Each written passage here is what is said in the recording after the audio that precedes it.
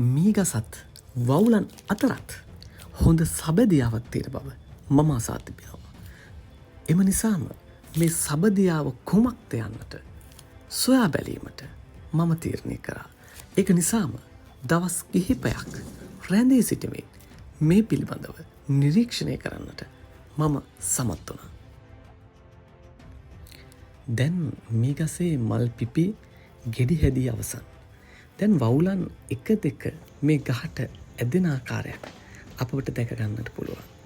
හවස් වන විට හරියටම හවස 4-5 වන විට වවුලන්ගේ පාරාදිසයක් විදිහට මේ ගහ තිබෙනවා දකින්නට පුළුවන්. වවුලන් විසින් මේ මී ගෙඩිය ඇති පොත්ත ඔවුන් කා දමනවා. එහි ඇති කිරි රසයත් නිසාම ඒක ඔවුන්ට හොඳ ආහාරයක් බවට පත් වෙනවා. ඉතින් මේ ගෙඩිය ඇතුලේ තියෙන මී ඇට ටික බිමට වැටෙනවා. ඉතින් ඒක තමයි අපේ ප්‍රයෝජනය සඳහා ලබා ගන්න පුළුවන්. මේ වගේ විශාල ගහක් නම් ඔවුන් සතියක් පමණ කාලයක් ඇතුළත මේ ගෙඩි ටික කා දමනවා. ඒ වගේම ඒ ගෙඩිය ඇතුලේ තියෙන මී ඇටත් බිමට වැටෙනවා. ඉතින් අපට පුළුවන් ඒ වෙලාවේ මේ මී ඇට ටික අහුලා ගන්න.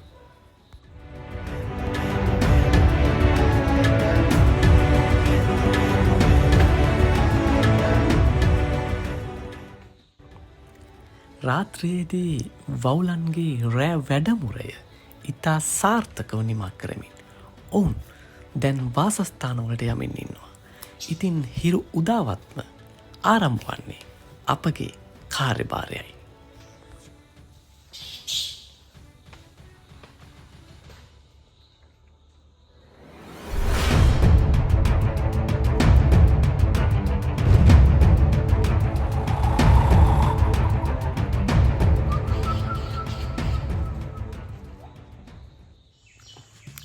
වවුලන්ගේ සහයෝගය මත බිම වැටී තියෙන මී ඇට ඇහිලීම ඉතා ප්‍රියජනක අත්දැකීමක්. ඉතා විශාල ප්‍රමාණයක් ගහ අවට අපට දැකගන්නට පුළුවන් මේ විදිහට බිම වැටිලා තියෙනවා.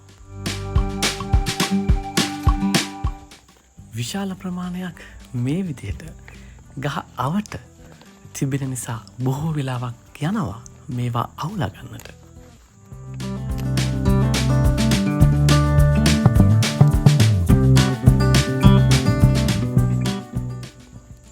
වවුලන් මේවාට දක්වන ප්‍රියතාවයත් ගිජුකමක් නිසා ඇතිවන තරඟකාරීත්වය නිසා මීයට පමණක් නෙවෙයි මේ ගෙඩිත් වැටිලා තියෙනවා දැක ගන්නට පුළුවන්. මෙම මී ගසට ක්‍රිස්තුපූර්ව යුගයේ සිටම ඉතා අද්විතීය තැනක් හිමි වෙලා තියෙනවා. ඉතින් මේ ගස් කැපීම මරණ දණ්ඩනයේ පවා හිමිවීමට හේතුවක් වෙලා තියෙන බව මූලාශ්‍රවල සඳහන් වෙනවා. මීගස යනු දිවා කාලෙත් රාත්‍රී කාලෙත් ඔක්සිජන් නිපදවිය හැකි ගසක් ලෙස හඳුනාගෙන තියෙනවා.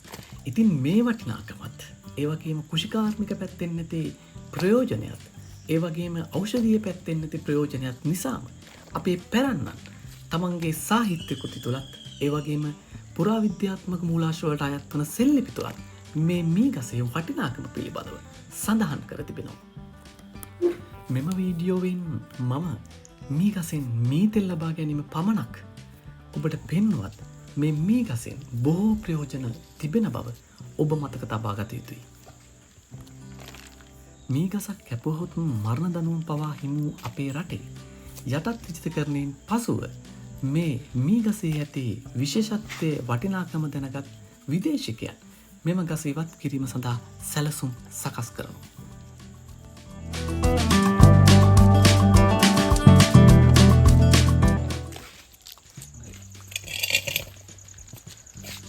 මේ තියෙන්නේ මී ගෙඩියක්. ඉතින් මේක පිහකින් බැලුවට පස්සේ අපිට බලාගන්න පුළුවන් මේක ඇතුළේ ඇතැම් විට මී ඇට 4ක් 5ක් 8ක් ඒ විදිහට ඒ ගෙඩියේ විශාලත්වය අනුව මී ඇට තියෙනවා දකින්නට පුළුවන්.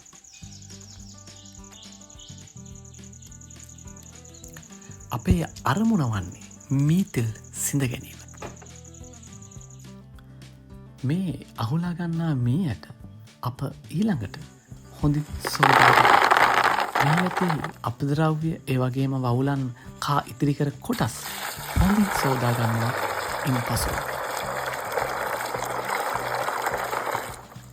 මීගසක් කැපීමට බිය වූ අපේ ජනතාවගේ හිස මත ඔවුන් පැල කරනවා.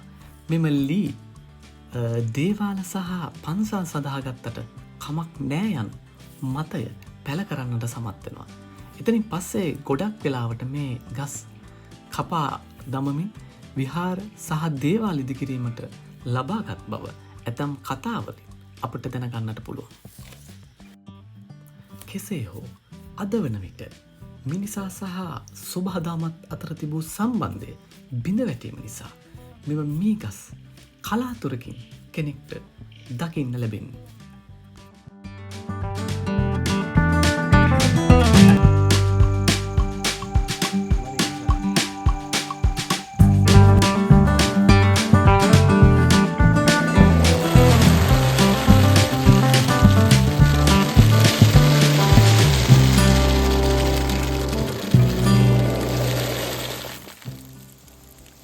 සෝදාගන්නා මීයට දවස් 3-4ක් පමණ හොඳින් වේලා ගත යුතුයි තෙල් විශාල ප්‍රමාණයක් ලබා ගැනීමට.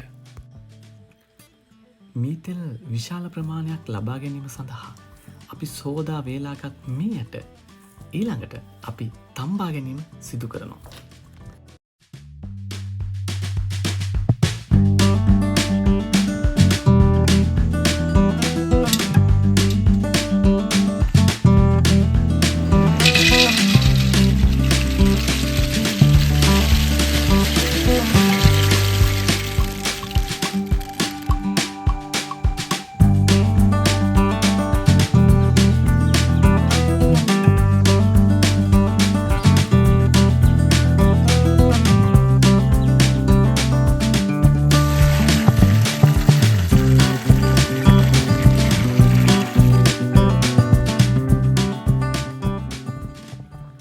මේ ආකාරයෙන් හොඳින් තම්බාගන්නා මීයට නැවත අදාළ භාජනයෙන් එළියටගෙන ඒවා වේලා ගැනීම සිදු කරනවා.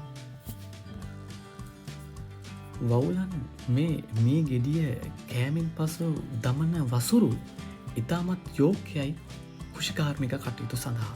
ඉතින් මේ වන විටත් මේ වසුරු පරීක්ෂා කිරීමෙන් පසුව ඉතා නයිට්‍රිජන් අගයක් මේ වගේ අඩංගුවන බව තහවුරු කරගෙන තියෙනවා. ඉතින් අපේ පැරන්නන් ඒ නිසා තමයි කුඹුරු අවට කුඹුරු ආශ්‍රිතව මේ මීගස් සිටුවීම සිද්ධ කරේ.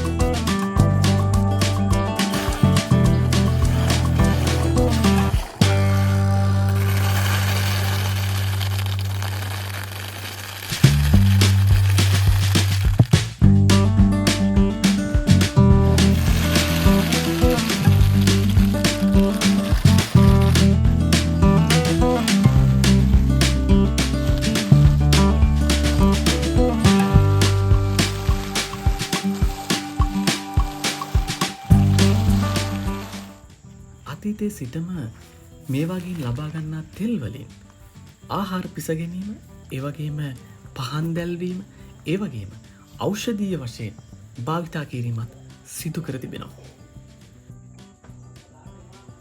අප හොඳින් තම්බාගත් මීයට දවස් 3ක් විතර හොඳ අවුවක වේලා ගත්තා.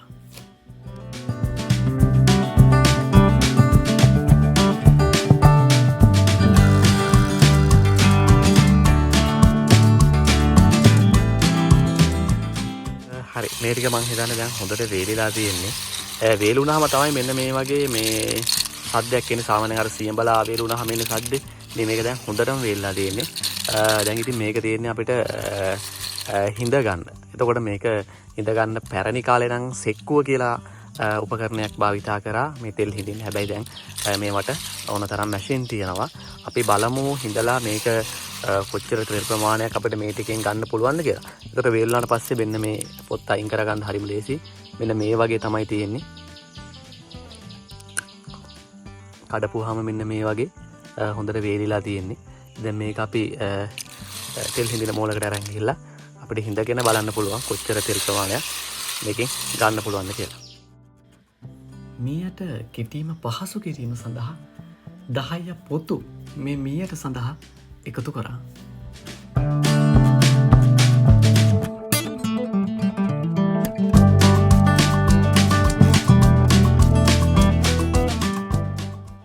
කීප වතාවක්ම මේ මැෂින් එක තුළට මීයට දැමීමත් තුළින් අපි බලාපොරොත්තු වුණු අපේ අරමුණ ඉටු වෙන්න පටන් ගත්තා. මිනිත්තු කිහිපයක් ගතවත්ම කහපාට වූ මී තෙල් භාජනය තුළට වැටෙන්න පටන් ගත්තා.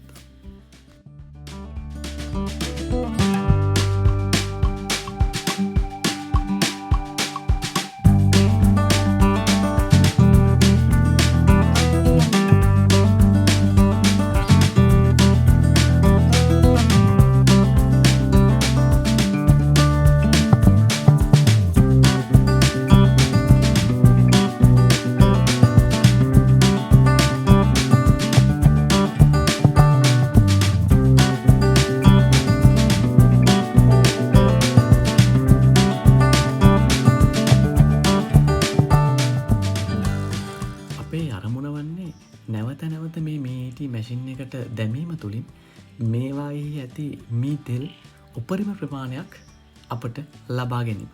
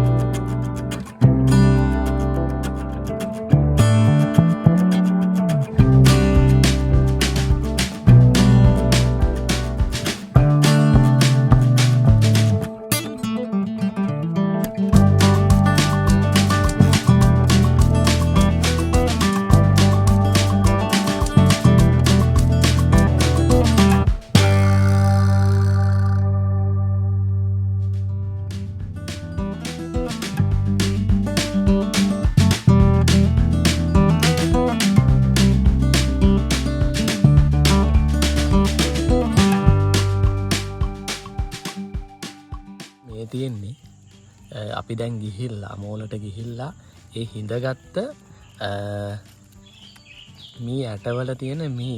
එතකොට මේ වගේ දැන් තෙල් ගතිය ඇත්තටම අඩු වෙලා තියෙන්නේ. මේ තියෙන්නේ මේ කුඩු කරන්න පුළුවන්. කුඩු වෙන මට්ටමටම මේවා ඇඹරිලා තියෙන. ඒකට මේකේ තියෙන තෙල් මෝලෙදී කීප වතාව මේ කියන්නේ 5-6 සැරයක් දාලා මේක මේ මෙන්න මේ මට්ටමට එනකන් ඉඳගත්තකොට මේකේ තියෙන තෙල් සියල්ලම දැන් මේ ඇවිල්ලා තියෙන. එතකොට අපි කිලෝ 8ක් විතර මීයට තිබ්බා කිරපුවාම. ඉතින් දැන් මේකෙන් අපිට බෝතල් ගන්න පුළුවන් වුණා. බෝතල් 3.5 විතර මීතර ගන්න පුළුවන් වුණා. ඉතින් මේ විදිහට තමයි තෙල් හිඳපුවාම වෙන්නේ. ඒතර මේ ටික අපිට වැදගත් වෙනවා සිංහල වෙදකමේදී තැවීම සඳහා, පොට්ටනි බැදීම සඳහා මෙන්න මේවා කුඩු කරලා ඊට පස්සේ හුමාලෙන් තම්බලා මේවා ගන්නවා. ඉතින් මේක ගොඩක් වැදගත් වෙනවා අපේ වෙද මහත්මයෙක්ට මේ ටික.